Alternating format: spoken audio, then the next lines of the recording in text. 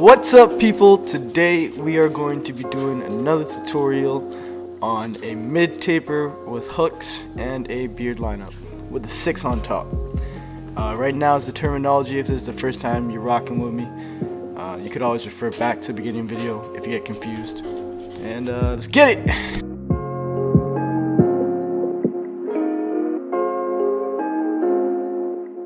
Alright, to start we're just going to slap that number 6 guard on and just run through the top of his head, make sure everything's even.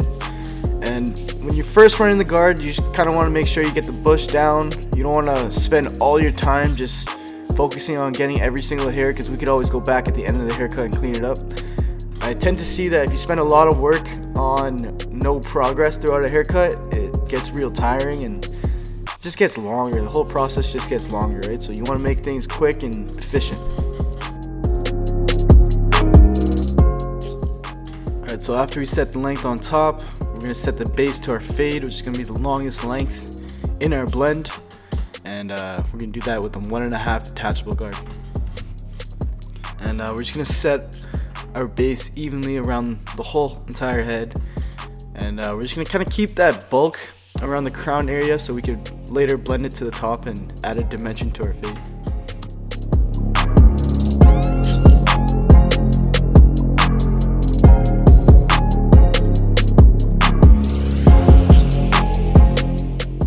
I know a lot of people ask, like, is it worth it having a detachable? Like, why don't you just use my guards?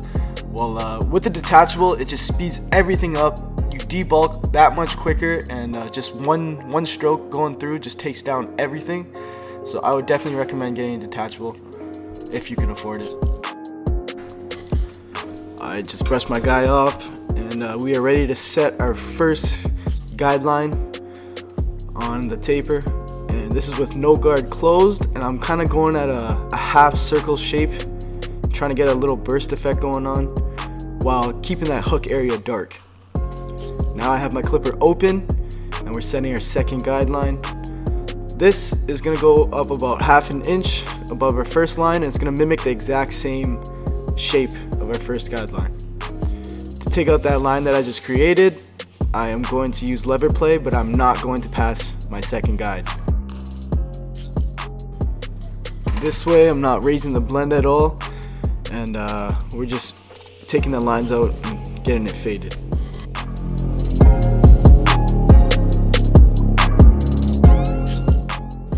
So now I'm just going to pick up my hitters, and I'm going to establish my hook now after I set my first 2 guides. This way, when I'm using my guards, I don't lighten up the box area and I keep that line established. Then we're going to slap on the 1 guard, and I'm going to quickly blend into the beard with the motions and move on from there.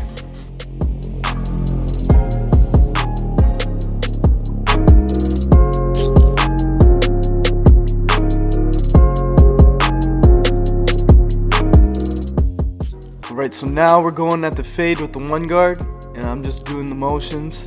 So we're going from open, middle, close, and just remember to use your corners when you're fading. I'm not using the blade flush at all, so I'm not raising my blend, I'm not raising any lines, I'm just fading down until that line is gone.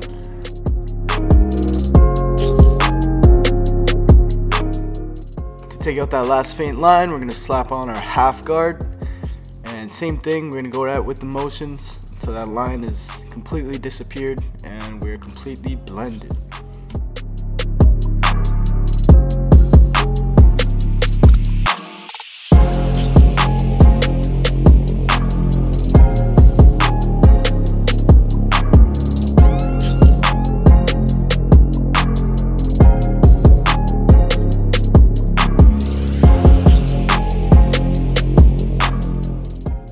Alright, even after doing all the steps, we're going to still need to do some touch-up work, so I'm just going to throw on whatever guard I feel that needs to get those lines out and finish up my blend. Moving on to the other side, we're going to make our first guideline in a half circle shape with our no guard closed. After that, we're going to open up the lever and go 1/2 inch up. Still follow that exact same shape, but with no guard open.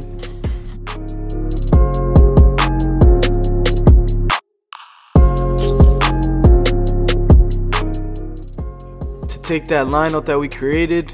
We're gonna use lever play and only using the corners of our clipper. And just make sure that you do not pass your second guide.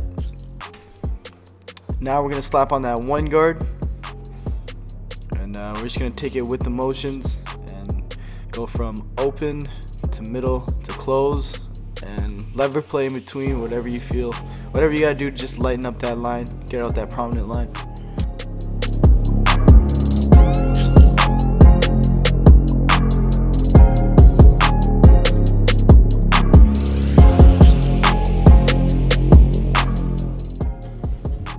Finish up our blend, we're gonna slap on the half guard, and we're gonna go in with our corners.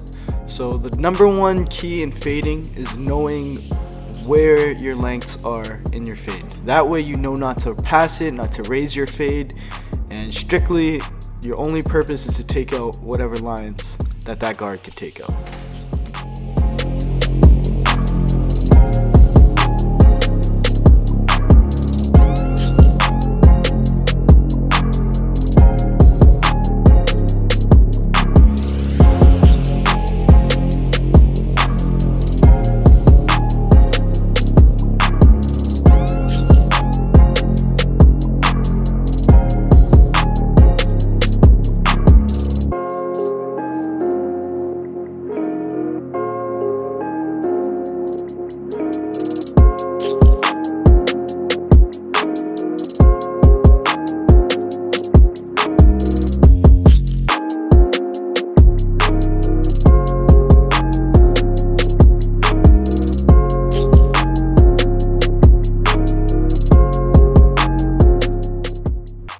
Alright, after we're done with the half guard, I just take the guard off and I'm touching up my blend with no guard, strictly using my corners and making sure I don't raise my blend. I'm just taking out that last faint line in there.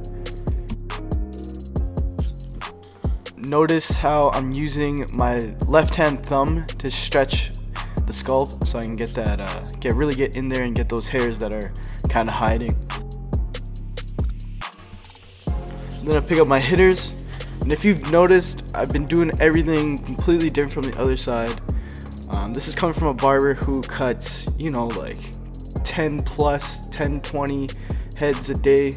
So I get real bored. I like to switch things up. So I showed you two different methods here, or I guess like just did the steps in different orders, but it's the same blend, same steps.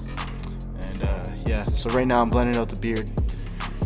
Slapping on that one, and then we're gonna go no guard open to close. Just completely blend that beard into the fade. Moving to the back, we're gonna start our first guideline closed, and we're gonna take it up to about the bottom of his ear. Second guideline open lever, we're gonna create that line right there. To blend it out, we're gonna use our lever play and strictly use our corners. We're not going to use the blade flush at all because that will raise our blend. And you can see that line being erased slowly.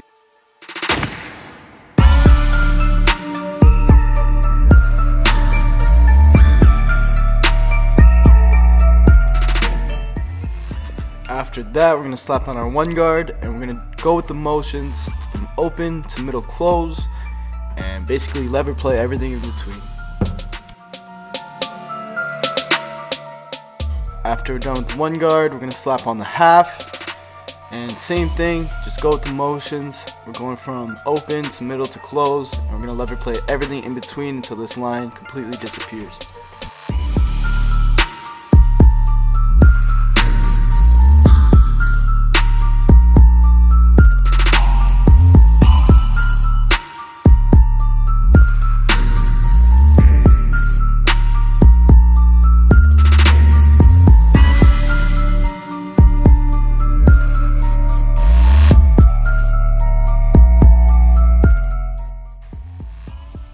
After we're done with the half, I'm just going to take the guard off and do my touch-ups with no guard.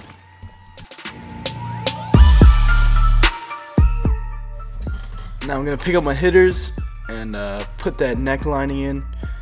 So when you're setting in the line, first of all, you want to have sharp hitters. So that's the number one thing. Second of all, just want to try and whatever works for you, try to make that line as straight and natural as possible. And then around the hooks, you want to use your corner of the trimmer, so just the corner like it's a pencil, and just draw that line in.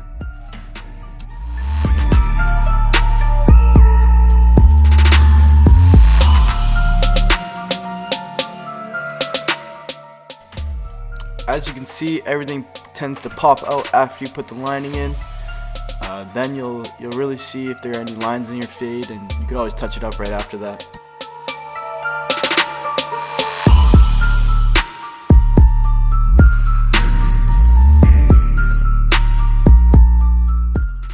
Alright, so that crown area that we left dark, we're now going to blend to the top of his head. And we're going to do this by using our clipper over comb technique, and I'm just going to cross the grain just to kind of debulk and maintain that shape.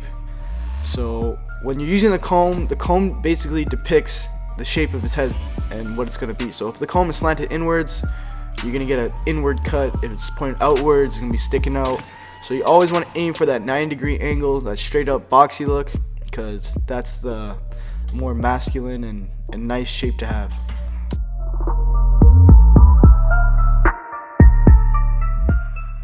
Alright, so now I'm picking up my hitters, and we're just going to line them up. So you want to stand right in front of your client, almost eye level with the hairline, just so you make sure you get the straightest line possible. And you want to be able to vision what you're about to put in, because nobody wants to just go in there and start cutting hair and have no direction, and you're just going to start pushing people back, and that's not good. So I'm lining up. My client likes to keep his hairline very natural, so I'm keeping it very natural but still getting that crispy, sharp line in, and make him feel fresh, you know?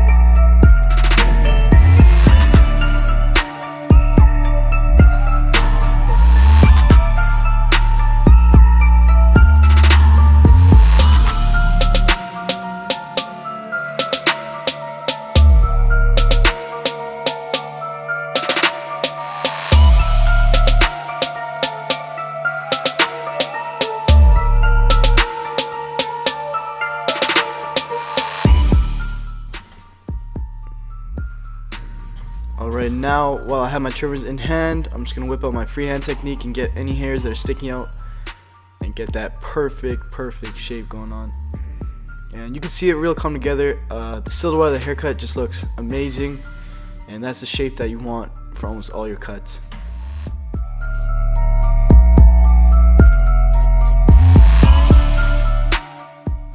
So now we're going to put the blade on them and just define those lines. So you guys already know the drill. Stretch with one hand and pull against or across the grain with the blade.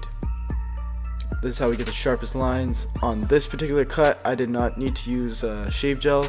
He had minor work to be done, and the sharpest line comes with dry shave.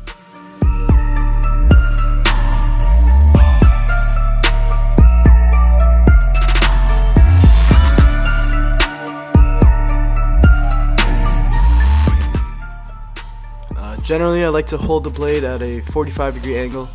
I feel like at that angle, the hairs come off the easiest. But just to give you some thought, you want to treat your blade as if it was a completely zero gapped trimmer. So what I mean by that is, if you had a completely zero gap trimmer, you barely have to press or anything, right? You kind of just bring it to the hair and it gets cut. So that's how I treat my blade. You don't want to overdo it, cut the guy, you know what I mean? You don't want to mess it up. This is the very end of the haircut, and you don't want to mess things up. So take your time with this, be patient, and speed will come. But yeah, I used to be real slow at straight blade, but now I'm pretty efficient with it.